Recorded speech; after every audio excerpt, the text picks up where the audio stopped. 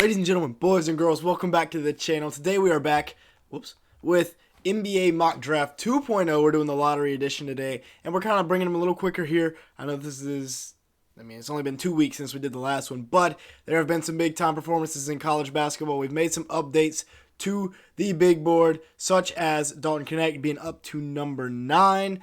Kevin McCullough is up to number 11. Reed Sheppard does fall down a little bit. And then Jared McCain, the big riser, put up 35 today in Tallahassee, so he is now on the board. Terrence Shannon moving up a little bit as well, and that's really it. We still got Reiseker, Ron Holland, all these guys up in the top. Alex Sarr, still probably the consensus number 1 pick, but yeah. Another thing that hasn't changed is the Detroit Pistons still suck at basketball. So with the first overall pick, let's not waste much time here. I mean, it's kind of consensus right now. Alex Sarr, 7'1". He's going to become next in a line of tall, freakishly athletic big men from overseas. Chet wasn't from overseas, but first it was Chet, and then it was Victor Wembanyama, now it's Alex Sarr. I mean, I don't know who the next one's going to be, but these guys they're starting to become more and more common in the modern NBA. He will step in. They'll probably move him over to the 4. I could see that happening. Probably step into the 4 alongside Jalen Duren, Azar Thompson, Cade, maybe Jaden Ivey. We'll see.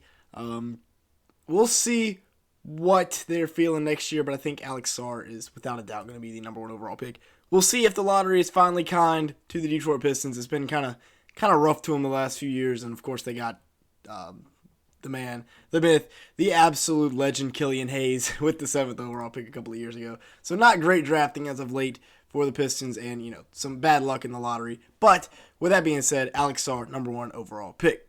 With the number 2 overall pick, and I might have had them do this in the last draft as well, but we're going to have the Washington Wizards. They're hitting the reset button. Okay, Tyus Jones, we'll see if they keep him around, but other than that, everybody is on the trade block. Jordan Poole, not solidified. They even came out and said everybody is on the trade block other than Bilal Coulibaly. Kuzma, we'll see what happens there. He says he wants to stay in Washington. Interesting decision, but he wants to stay in Washington. So here we're going to have them go out and get, in my opinion, the best, highest potential prospect on this board with Cody Williams. 6'8". He's got the tools to be elite defensively, and he can really score it on the offensive side of the ball, averaging 14 points a game as a freshman for Colorado. The Wizards are going to go Cody Williams there. Now with the 3rd overall pick, we have the San Antonio Spurs. And they're going to go out, looking for, they could use a franchise point guard. They could use another wing, power forward. But what I like here, this is probably my favorite fit of the entire draft. And I did it in the last video. We're going to do it in this video again because Nikola Topic is an elite prospect, in my opinion. From overseas, you might not have heard of him, but we don't have stats. But he is a fantastic passer, and he plays defense. Not really the best shot maker, which I think could play into the Spurs' hands very well because he's just going to be a facilitator to pass it to the likes of Devin Vassell, Keldon Johnson, Jeremy Sohan, I guess, Victor Wembanyama. They've got a good young core here. They just need a facilitator. Rob Dillingham will be cool, but I think he's more shot first. I think they need more of a pass first guy. And Topic is 5 inches taller than him.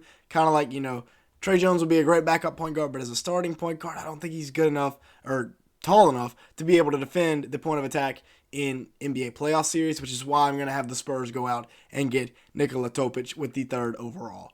Next up for the Charlotte Hornets, and this is an interesting spot for the Hornets because we're normally not in this good of a position, but due to guys getting injured, this has kind of set us up to add a top 5 pick into this lineup and then compete for a championship. Or not a championship, but compete for the playoffs. You might think I'm crazy, but we got Melo and Micic here at our point guard. We got a solid 10-man rotation. Just listen. Trey Mann, we can shift him over to the 2 guard. He can be our backup 2. We got Brandon Miller and Cody Martin, I guess. Holy crap, Mac McClung just performed some sorcery in the dunk contest. Anyways, we got Miller And I guess Cody Martin, maybe another wing we could add in, or maybe Nick Smith Jr. could slide down to the small forward spot. Bridges and Grant Williams at the power forward spot, and then Mark Williams and Nick Richards. Solid rotation. The really only thing we're missing is a starting shooting guard. So that's either going to be Jacoby Walter, Reza Shea. I know I said his name wrong earlier, but Reza Shea could be interesting here. Dalton Connect could be another interesting pick here. But for now, I think we're going to keep it the same. We're going to go Jacoby Walter just because he's got that much higher of a ceiling. He's averaging. We watched him a little bit today. It doesn't show what he's averaging, but it's probably close to 15 points a game. So Jacoby Walter is going to be a Charlotte Hornet. And I think you add him to this Hornet squad and it makes them very much playoff contenders next year, given everybody stays healthy. Now we have the Portland Trailblazers, and this is where the first real change comes in, and it's going to be Zachary Reza Shea going to the Blazers. The Blazers have 3 guards. They don't need another guard, which Rob Dillingham could go here, and I think they need more of a shooter to play off of these guys. That would be the better fit. So Dalton Connect could definitely be the pick here, but I think Reza Shea has so much more potential, and they can afford to take a swing on a guy at 5, and they still have the 13th overall pick via Golden State in the lottery. Now, the Warriors could very well end up making the playoffs, so this could not be a lottery pick, but even then, you're picking down at 15 and you can get a guy like Jared McCain, another guy that can shoot, you can get a flip, guys like that are, I feel like pretty NBA ready, or maybe even a very defensive wing like Ryan Dunn. Anyways, at 5, I'm going to have them go Zachary Reza Shea to pair up with their guard-dominant lineup that they have right now. And I think that's going to fit in very nicely alongside Jeremy Grant. We'll get him some minutes to the 3 or the 4. So yeah, Reza Shea to the Blazers. Now at 6, we have the Toronto Raptors. And this is a team that, yes, they're in the middle of a rebuild, but it's kind of more of a retool because they made the right moves at the deadline. Bruce Brown, I don't know why this has him at point guard, but he's here. We'll see what they decide to do with his team option this year. But they have guys like Grady Dick, Ochai Agbaji, Scotty Barnes. He's never beaten the cases, bro. If you watch the All-Star weekend, you'll know. He's never beaten the cases. They got Gary Trent Jr. We'll see what happens with him. Had a bit of an off year.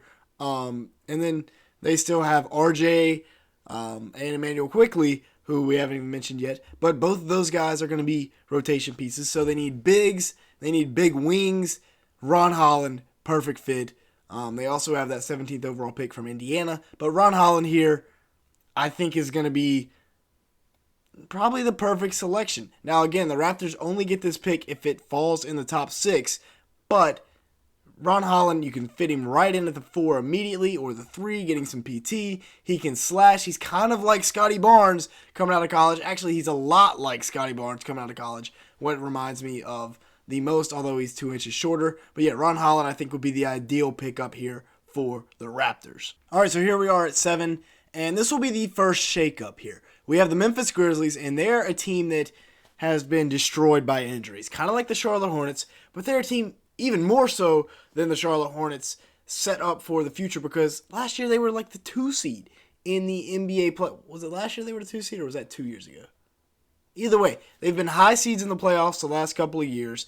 It might have been both, to be honest. And they are set up. I mean, they've already got their core of Ja, Marcus Smart, Jaren Jackson Jr., those 3 right there, solid core. G.G. Jackson's been really good this year in the time that he's had. They move on from Dylan Brooks, they move on from Steven Adams, but they still have guys like Luke Kennard. Vince Williams Jr. has been a nice surprise. I called that one. I'm just going to say. So they need a guy that can impact them right away. Brandon Clark will be back next year. They got Santi Aldama. I'm looking at this wing spot. I only see Zaire Williams. Yes, they have Vince Williams Jr. as well, but I think that Dalton Connect could come in and immediately contribute. He's averaging 20 a game this year for Tennessee. Perfect fit, in my opinion, to the Grizzlies right there at 7. Now at 8, we have the Rockets via the Brooklyn Nets. And honestly, they could probably use another wing scorer, in case the Jalen Green experiment doesn't work out. But honestly, I'm just going here. I'm thinking best player available, or most win now player available, but you could also go ahead and try and pick up, another point guard of the future with Fred VanVleet obviously not being it. You have Amin Thompson long term, but we'll see what they do behind him. I think that Rob Dillingham could be an elite pickup here. Just going best player available. I mean, I was kind of thinking Kevin McCullough, but best player available here is obviously Rob Dillingham, and he can come in, and we'll see what happens with Fred VanVleet long term. You can obviously play Amin Thompson off the ball if you want, but Rob Dillingham, best player here on the board by a mile, in my opinion, and, you got to do that sometimes in the NBA draft. Now at 9, we have the Atlanta Hawks, and the Hawks are in an interesting spot because I don't really know if they're trying to win now or if they're trying to win later. They got Trey. DeJounte Murray is reportedly on the trade block. Bogdanovich is probably on the trade block. We'll see what happens with Kobe Buffkin. I really liked him coming out of Michigan. Not sure what their plans are with him, though. They have Hunter, Sadiq Bey, AJ Griffin, Jalen Johnson. So they have good wings. Clint Capella, Onyeka Okongwu. I mean, maybe another guard here, but I'm just going to go, if I'm the Hawks here, I'm going Kevin McCullough.